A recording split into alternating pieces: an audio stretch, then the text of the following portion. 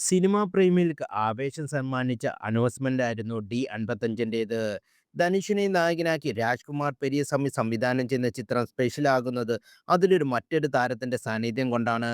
മലയാളിയുടെ സ്വന്തം മമ്മൂട്ടി ഡി 55 ഭാഗമാകുന്നുണ്ട് എന്ന വാർത്ത ആരാധകർക്ക് സർപ്രൈസായിരുന്നു. ചിത്രത്തിന്റെ ഷൂട്ടിംഗ് ചെന്നൈയിൽ പുരോഗമിക്കുകയാണ്. 6 വർഷത്തിന് ശേഷം മമ്മൂട്ടി തമിഴകത്ത് എത്തുന്നു എന്ന പ്രത്യേകത ഡി 55-നുണ്ട്. ഇപ്പോഴത്തെ ചിത്രത്തെക്കുറിച്ചുള്ള കൂടുതൽ വിവരങ്ങൾ പുറത്തുവരികയാണ്. മമ്മൂട്ടിയുടെ കഥാപാത്രത്തിന് നെഗറ്റീവ് ഷെയ്ഡാണെന്ന പുതിയ റിപ്പോർട്ട്.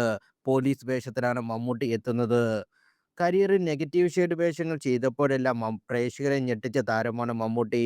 വിധേയനിലെ പട്ടേലറും, പാലേരി മാണിക്കത്തിനും, അഹമ്മദ് ഹാജിയും, ബ്രഹ്മയുഗത്തിലെ പോറ്റിയും, പുഴുവിലെ കുട്ടൻ എന്നിങ്ങനെ ഈ ലിസ്റ്റിൽ ഒടുങ്ങാത്ത ചിത്രമായ കളങ്കാവൽ. അങ്ങേയറ്റം സൈക്കോയായ സ്റ്റാലി എന്ന കഥാപാത്രം സിനിമാ പ്രേമികളെ അങ്ങേയറ്റം ഞെട്ടിക്കുകയും ചെയ്തു. മമ്മൂട്ടിയോടൊപ്പം പെർഫോമൻസിൽ പിടിച്ചു നിൽക്കാൻ ധനുഷ് പാടുപെടുമെന്നാണ് പലരും അഭിപ്രായപ്പെടുന്നത്.